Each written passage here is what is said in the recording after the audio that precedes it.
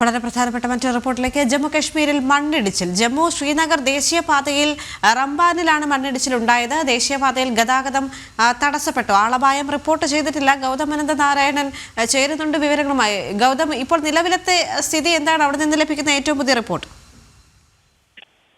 ദേവിക, ഈ ശ്രീനഗർ ജമ്മു ദേശീയപാതയിലാണ് ഇത്തരത്തിൽ വലിയ മണ്ണിടിച്ചിൽ റാംബാൻ മേഖലയിൽ ഉണ്ടായത്. ഇന്നലെ മുതൽ ജമ്മു കാശ്മീരിലാകെ കനത്ത മഴയും ശക്തമായ കാറ്റും വീശുന്നുണ്ട്. ഇതേ തുടർന്നാണ് ഈ മണ്ണിടിച്ചിൽ ദേശീയപാതയിൽ ഉണ്ടായിരിക്കുന്നത്.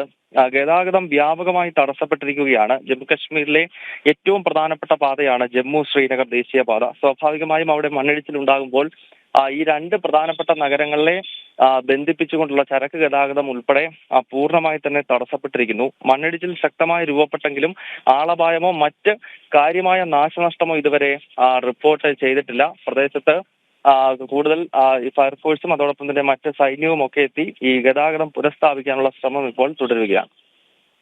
ശരി, ജമ്മു കശ്മീരിലെ ശ്രീനഗറിലെ ദേശീയപാതയിലാണ് മണ്ണിടിച്ചിലുണ്ടായത്. ദേശീയപാതയിൽ ഗതാഗതം നിലവിൽ തടസ്സപ്പെട്ട നിലയിലാണ്. ആളപായം നിലവിൽ റിപ്പോർട്ട് ചെയ്തിട്ടില്ല. ഗൗതം അനന്തനാരായണനാണ് വിവരങ്ങൾ നൽകിയത്.